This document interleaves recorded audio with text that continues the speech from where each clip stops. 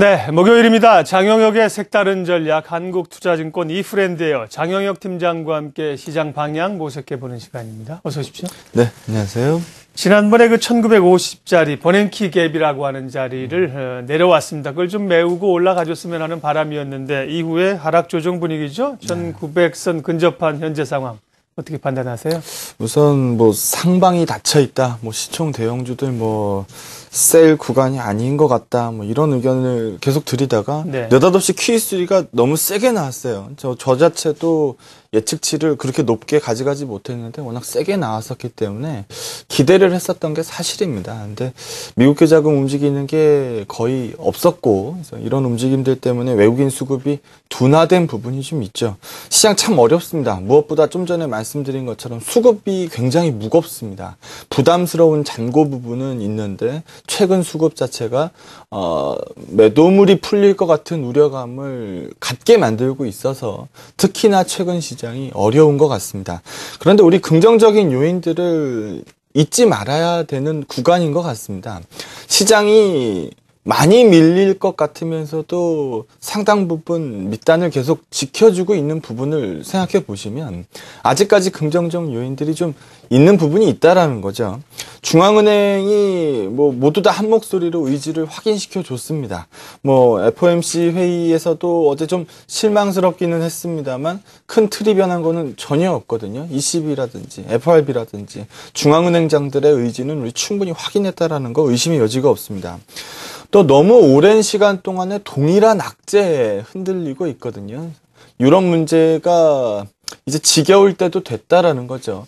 과거처럼 유로화가 급등락을 반복하지 않습니다. 이 얘기는 악재로서 너무 오랜 기간 써먹었었기 때문에 파워 자체가 좀 과거보다는 약해진 것 같다. 상당 부분 좋아지는 쪽으로 합의가 되고 있는 것 같다라는 쪽으로 보시면 될 것 같고요. 가장 안 좋았던 중국도 최근에 좋아집니다. 어제 PMI 속보치 보니까 3개월 내 최고치 찍혀 있던데 이런 부분이라든지 무엇보다도 계절적 요인으로 보면은 미국이 4분기에 가장 좋습니다. 소비 시즌을 갖고 있고 우리 국내도 마찬가지고요. 그래서 좋아지는 부분이 분명히 있고 무엇보다 믿는 구석은 외국인들이 아직 굉장히 많이 들고 있는데 이렇게 시장이 끝나는 적은 없었다라는 과거 경험치입니다. 자료를 한번 보시면은요. 7월 25일 드라기 이슈 이후에 현선물 누적을 한번 해보니까 아직도 외국인들의 현물 매수는 8조 7천억가량, 프로그램 단순 누적은 11조 원을 상회합니다. 상당 부분 외국인들이 리드한 프로그램 매수였기 때문에 아직까지 굉장히 견조한 수급이 상당 부분 남아있다라는 거죠. 이렇게 외국인들 매수 드라이브가 강했는데 최근에 좀 약합니다. 어제도 보시게 되면 이렇게 기조적으로 매도세가 연속해서 나오는 적이 없었죠. 근데 최근 들어서 이제 조금씩 나오기 시작합니다. 특히 어제 같은 경우에 보게 되면은 어제 외국인들 차익 거래 100억 원 진입했고요. 비차익 거래는 한 400억 정도 매도였습니다. 500억 정도 프로그램 매도했다는 얘기인데 전체적인 외국인들 총 매도량을 보시게 되면 3,300억 가량이거든요. 그러면 개별 주식 매도 쪽으로는 상당히 많이 진행되고 있다라고 보시는 게 맞습니다. 그리고 두 번째 선물 부분도 한번 보죠. 지난번에 우리가 갭으로 빠졌던 부분이 있습니다. 4일 전이었죠. 3일 전이었죠. 갭으로 빠졌던 날 외국인들이 어떻게 했습니까? 선물을 크게 매수했죠. 그러고 나서 다음 날 전전일 시장이었죠. 그대로 시장에다가 들어엎었습니다. 매수세를 신규 매수세, 투기적 매수세가 들어와서 다음 날 바로 전매도 흐름이 굉장히 많이 나오는 하루였고 어제도 시장이 아침에 갭으로 빠졌습니다. 나오자마자 외국인들 선물이 어떻던가요? 한 2,500계약 정도 매수세까지 늘어납니다. 늘어났다가 중국 PMI 발표치 보고 그대로 다 들어엎어서 어제 결국에는 마이너스 2,000계약 수준으로 마무리를 졌거든요. 회전 자체가 굉장히 빠릅니다. 전일 베이시스 종가가 0.65콘 된 거거든요. 이런 부분 감안해서 본다라고 하면은 시장에서 글쎄요, 뭐라고 말씀드려야 될까요? 프로그램 잔고가 굉장히 4조 원 수준이기 때문에 버겁습니다. 베이시스를 강하게 못 만들어주면 출회될 것 같다는 불안감이 있고요.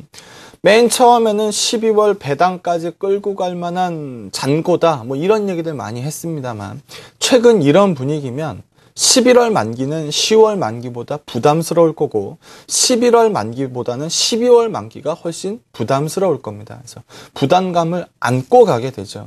이런 부분, 애매한 자리에서 빨리 벗어나는 수밖에 없습니다. 심리적인 지지선 1900포인트 이런 부분들 밑으로 내려가면 이평선 전혀 없거든요.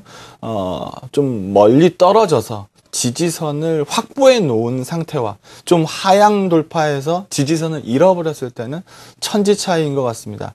외국인들의 선물 수급이 관건인 것 같습니다. 베이시스 개선을 일궈내주지 못하면 부담스러운 잔고는 출회될 수밖에 없지 않느냐라는 시각입니다. 네, 주식시장이 IQ가 너무 높아요. 네.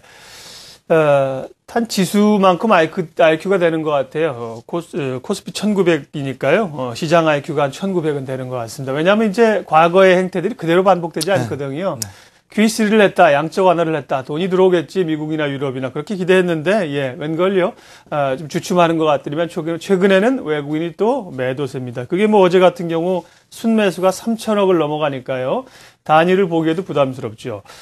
외국인들 매도가 뭐 몇 가지 요인이 있겠습니다만 워낙 강세 때문이라고 보는 분들도 있습니다. 어떻게 생각하세요? 우선 원달러가 빠진다. 원달러가 빠지면은 외국인들 입장에서 봤을 때는 환차익이 늘어나는 구조입니다. 그렇게 보기 때문에 긍정적인 요소죠.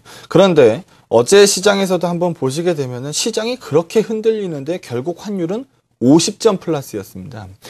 가장 민감한 지표 환율 입장에서 봤을 때는 시장이 너무 오버페이스, 너무 크게 출렁거리고 있다라고 보시는 게 맞을 것 같거든요.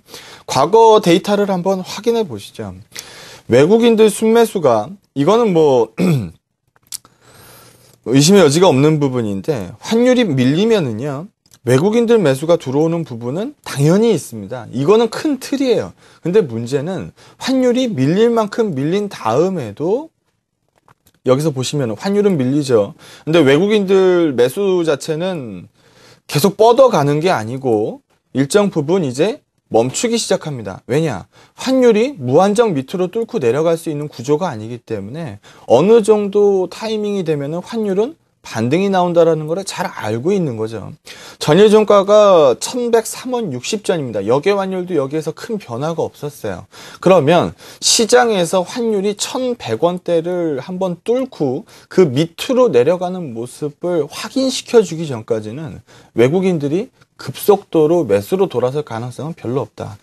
오히려 또 반대로 말씀드리면은 환차익이 줄어들 것 같은 구간, 그러니까 환율이 많이 빠졌기 때문에 지금 현재 환율이 좀 상당 부분 내려와 있는 수준이니까 조만간 환율이 올라간다라고 보는 이슈가 발생되거나 환율 하락이 반전될 것 같다라고 보는 경우, 그러니까 스페인이 흔들리면 유로화가